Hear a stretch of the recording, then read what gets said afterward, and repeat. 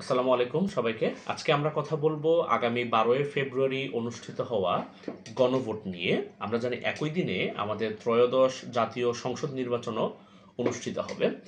আমাদের গণভোটটা জাতীয় সংসদ নির্বাচন থেকে একটু আলাদা। জাতীয় সংসদ নির্বাচনে আমাদের প্রার্থীরা থাকে, তারা তাদের নিজেদের মতো করে প্রচারণা চালায়, নিজেরা কী কী করবে জনগণের জন্য সেগুলো উল্লেখ করে। কিন্তু গণভোট হচ্ছে এমন একটা জিনিস যেটা কিনা দেশের বড় কোনো সাংবিধানিক অথবা সংস্কারমূলক কোনো পরিবর্তন আসতে যাচ্ছে, বা পরবর্তী যে সরকার নির্বাচিত হবে তারা সেগুলো বাস্তবায়ন করতে হবে, এমন শর্তে গণভোট অনুষ্ঠিত হয়। গণভোটে অপশন থাকে দুইটি, একটি হচ্ছে হ্যাঁ ভোট অথবা আরেকটি হচ্ছে না ভোট। অর্থাৎ জনগণ কি চায় সেটা নির্ধারণ করবে তার হ্যাঁ অথবা না ভোটের মাধ্যমে। কিন্তু এখানে একটি প্রশ্ন ওঠে যে এই গণভোটের প্রচারণা কিভাবে হবে। গণভোটের প্রচারণা সবসময়ই সরকারের পক্ষ থেকে হয়ে থাকে নর্মালি। আমরা যদি আমাদের বাংলাদেশ অন্তর্বর্তীকালীন সরকারের বিভিন্ন সোশ্যাল মিডিয়াগুলো আমরা একটু লক্ষ্য করে থাকি, তারা সেখানে প্রতিনিয়ত গণভোটের হ্যাঁর পক্ষে প্রচারণা চালাচ্ছেন।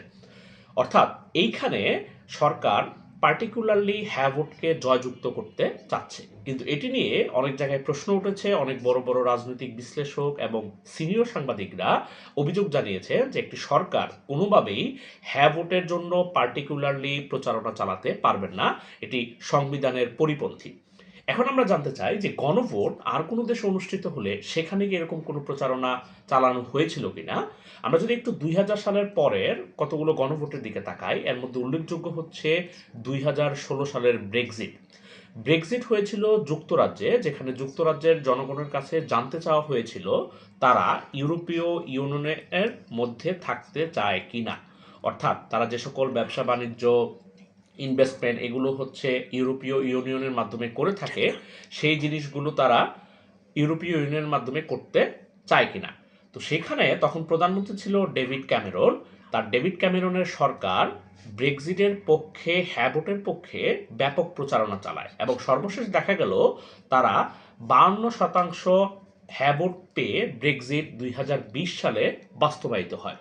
একইভাবে আমরা যদি ২০১৭ সালে তুরস্কের গণভোটের দিকে তাকাই, সেখানেও এরদোগান সরকার গণভোটের আয়োজন করলো যে তারা সংসদীয় ব্যবস্থা থেকে প্রেসিডেন্সিয়াল ব্যবস্থাতে পরিবর্তিত হতে চায়।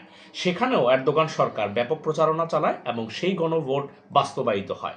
তাহলে আপনার কি মত যে গণভোটে কোনো সরকার পার্টিকুলারলি হ্যাঁ অথবা নায়ের পক্ষে প্রচারণা চালাতে পারবে কিনা?